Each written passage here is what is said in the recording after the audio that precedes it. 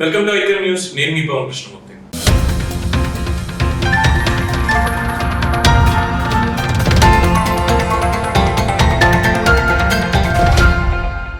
ఎనిమిదవ తేదీ సాయంత్రం ఢిల్లీ బయలుదేరుతున్న చంద్రబాబు నాయుడు గారు. ఇది ప్రధాన వార్త. ఎందుకు వెళ్తున్నారంటే బీజేపీ అధిష్టానం నుంచి పిలుపు వచ్చింది ఆంధ్ర రాష్ట్రంలో పొత్తుల గురించి. ఇప్పటికే జనసేన తెలుగుదేశం పార్టీ పొత్తు సీట్ల ఖరారు, అభ్యర్థుల ఖరారు కూడా 99.9% అయిపోయింది. కానీ ఆల్ ద సడన్ ఇప్పుడు ఎందుకు బీజేపీ నేతల నుంచి పిలుపొచ్చింది? అసలు పొత్తుకి సంసిద్ధంగా ఉన్నారా? బీజేపీ వాళ్ళు సంసిద్ధంగా ఉన్నారా, లేదా తెలుగుదేశం పార్టీ వెంపర్లాడుతుందా, లేదు పవన్ కళ్యాణ్ ముందుకు పుష్ చేస్తున్నారా? ఏం జరగబోతుంది? ఆంధ్ర రాష్ట్ర ప్రజల మనోగతం ఎలా ఉంది? అసలు బీజేపీని స్వాగతించే అవకాశం వాళ్ళకు ఉందా? 2019 ఎన్నికల్లో వాళ్ళు మాట్లాడిన మాటలు తెలుగుదేశం పార్టీ శ్రేణులు మర్చిపోయాయా? వీటన్నిటి సమాహారమే ఇంటర్వ్యూ. వీటన్నిటికీ సమాధానాలు చెప్పడానికి సీనియర్ పొలిటికల్ అనలిస్ట్ అప్సన్ రాజేష్ గారు మనతో స్టూడియోలో ఉన్నారు. నమస్కారం సార్. భారతీయ జనతా పార్టీని ఎందుకు నమ్మాలి ఆంధ్ర రాష్ట్ర ప్రజలు? ఇది ప్రధాన ప్రశ్న. ఇప్పుడు వాస్తవంగా ఒక 2 రోజుల నుంచి మీడియాలో చాలా విస్తృతంగా ఈ ప్రచారం మొదలైన దగ్గర నుంచి కూడా మొట్టమొదటిగా తెలుగుదేశం శ్రేణుల్లో ఆందోళన మొదలైంది, ఆవేదన మొదలైంది. మన ఆత్మగౌరవాన్ని చంపుకోవాల్సిన అవసరం ఏముంది అని చెప్పిన చర్చ మొదలైంది. ఇవాళ భారతీయ జనతా పార్టీ నాయకత్వం ఈ రోజు దాకా ఈ నిమిషానికి జగన్మోహన్ రెడ్డి గారికి పూర్తి అండదండలు అందిస్తుంది.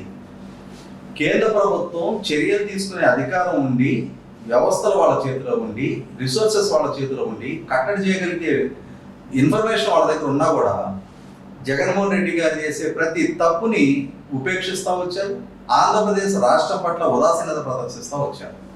అన్నిటికన్నా ముఖ్యంగా పార్టీ అధ్యక్షుడు చంద్రబాబు నాయుడు గారిని, మాజీ ముఖ్యమంత్రిని కేసుల పేరిట జగన్మోహన్ రెడ్డి గారి ప్రభుత్వం అత్యంత అవమానకరంగా ఆయన్ని జైలు పాలు చేస్తే కేంద్ర ప్రభుత్వ పెద్దలు కనీసం మాత్రం ఇది తప్పు అని చెప్పని ఎక్కడ ప్రస్తావించాలి నేపథ్యంలో తెలుగుదేశం శ్రేణుల్ని గత 4.5 సంవత్సరాలుగా ప్రభుత్వం వారి ఆర్థిక మూలాలు దెబ్బతీస్తారు, వారి మీద దాడులు దౌర్జన్యానికి పాల్పడతారు, అక్రమ కేసులు పెట్టి నిర్బంధాలను ప్రయోగిస్తారు. ఒక రకంగా పోలీసుల చేత ఒక దమన నీతిని ప్రదర్శిస్తున్న నేపథ్యంలో కూడా రాష్ట్ర ప్రజలకి సంబంధించి లేదు తెలుగుదేశం శ్రేణులకు సంబంధించిన భావపర ప్రకటన స్వేచ్ఛను కూడా అణిచివేస్తున్నా కూడా కేంద్ర ప్రభుత్వ పెద్దలు ఇది మన రాష్ట్రానికి మనకు సంబంధించిన అంశం కాదు, అదేదో ఆంధ్రప్రదేశ్కి మాత్రమే పరిమితమైన అంశం కాదు, ఆంధ్రప్రదేశ్ అనేది దేశంలో అంతర్భాగం కాదన్నట్టుగా ఇప్పటి వరకు వాళ్ళు వ్యవహరించిన తీరు. జగన్మోహన్ రెడ్డి గారు ఆర్థిక క్రమశిక్షణ రాహిత్యంతో తప్పుల మీద తప్పులు చేసుకుంటా రాష్ట్రాన్ని ఆర్థికంగా అధోగతి పాలు చేస్తున్నా.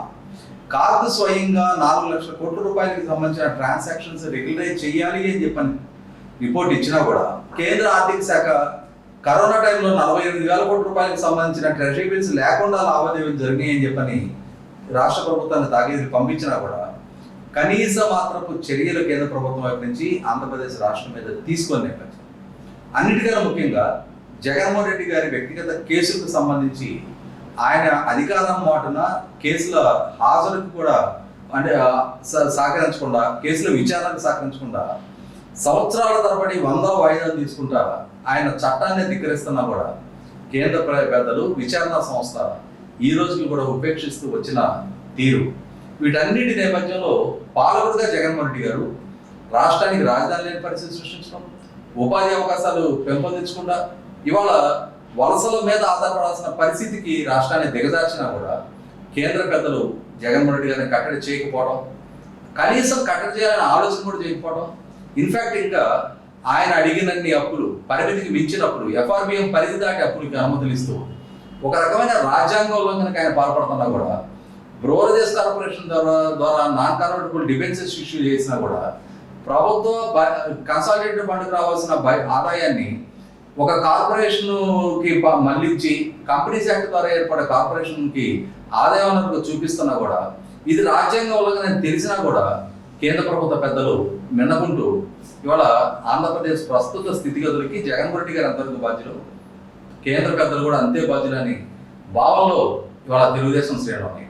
అన్నిటికన్నా ముఖ్యంగా 2019కి ముందు ఆ రోజు ఎన్డీఏలో కీలక భాగస్వామిగా తెలుగుదేశం పార్టీ ఉంది, కేంద్రంలో రాష్ట్రంలో అధికారంలో భాగస్వాములు అయ్యుండి కూడా రాష్ట్రానికి విభజన జరిగిన రాష్ట్రానికి విభజన చట్టానికి సంబంధించిన అంశాలకి న్యాయం చేయకపోవడం, దాని గురించి ప్రస్తావించారు అని చెప్పని చంద్రబాబు నాయుడు గారిని అవమానించిన తీరు, భారతీయ జనతా పార్టీ స్థానిక నాయకులు నిత్యం ఒక సబ్కషన్ క్రియేట్ చేసిన తీరు, అదే సందర్భంలో వారు ఇండైరెక్ట్ గా జగన్మోహన్ రెడ్డి గారికి గెలుపు దోహదం చేసిన తీరు, 2019 ఎన్నికల్లో జగన్మోహన్ రెడ్డి గారికి అన్ని విధాల సహాయ సహకారాలు అందించిన తీరు, తెలుగుదేశం పార్టీని కట్టడి చేసిన తీరు, ఇవన్నీ చాలా విస్తృతంగా తెలుగుదేశం శ్రేణుల్లో చర్చనీయాంశంగా మారి ఈ నేపథ్యంలోనే మీడియాలో ఎప్పుడైతే తెలుగుదేశం జనసేన కూటమిలోకి భారతీయ జనతా పార్టీ కూడా రాబోతుందన్న చర్చ ఒకటి, అన్నిటికన్నా ముఖ్యంగా ఈ స్థానాలు భారతీయ జనతా పార్టీ ఎంపిక చేసుకుంటుంది అని చెప్పిన ఒక లిస్ట్ మీడియాలో ఎప్పుడైతే చలమణం అవడం మొదలైందో అది మరింత తెలుగుదేశం శ్రేణులను ఆందోళనకు గురి చేస్తా ఉన్నాయి. ఎందుకు అంటే ఏ స్థానాలు అయితే ఖచ్చితంగా తెలుగుదేశం పార్టీ గెలవడానికి ఆస్కారం ఉందో ఆయా స్థానాలపై ఇవాళ భారతీయ జనతా పార్టీ కన్నేసింది అని చెప్పని ఇవాళ ఇక్కడ చాలా విస్తృతంగా జరుగుతున్న చర్చ ఇంకోటి ఏంటి అంటే ఇవాళ తెలుగుదేశం జనసేన కూటమిగా ఎన్నికలకు వెళ్తున్నాయి. ఎందుకు వాళ్ళిద్దరు కూటమి కట్టారు? జగన్మోహన్ రెడ్డి గారు ఓటమి చేయక ప్రభుత్వ వ్యతిరేక ఓటు చీలనివ్వాలనే లక్ష్యంతో ప్రభుత్వానికి వ్యతిరేకంగా పోలయ్యే ఓట్లు కన్సాలిడేటెడ్ గా ఒకే కూటమిలో కనుక పోలైనప్పుడు జగన్మోహన్ రెడ్డి గారి ఓటమి సులువవుతుందనే ఉద్దేశంతో ఇవాళ రెండు పార్టీలు కూటమిగా పోటీ చేస్తున్నాయి. కానీ భారతీయ జనతా పార్టీ వల్ల కూటమికి ఒరిగేది ఏంటి? భారతీయ జనతా పార్టీకి ఉన్న ఓట్ బ్యాంక్ ఎంత? ఇవాళ వాళ్ళకి డిమాండ్ చేస్తున్న స్థానాలు ఏంటి?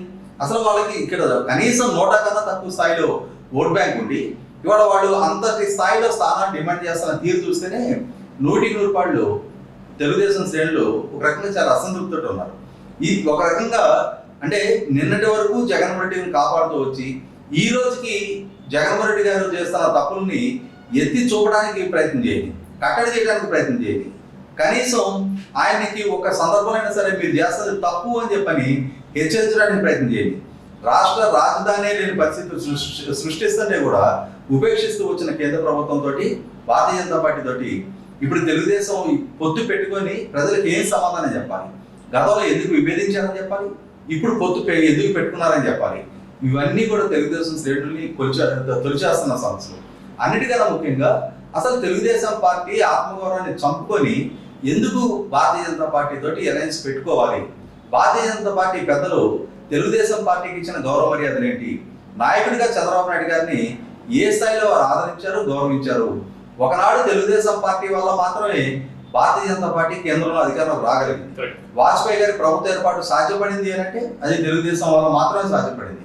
అట్లాంటిది ఒకనాడు 1984లో కూడా భారతీయ జనతా పార్టీకి దేశవ్యాప్తంగా 2 స్థానాలు వచ్చిన రోజు కూడా అందులో ఒక స్థానం ఆంధ్రప్రదేశ్లో తెలుగుదేశం తోటి అలయన్స్ గా ఉండే జంగారెడ్డి గారు గెలవడం జరిగింది.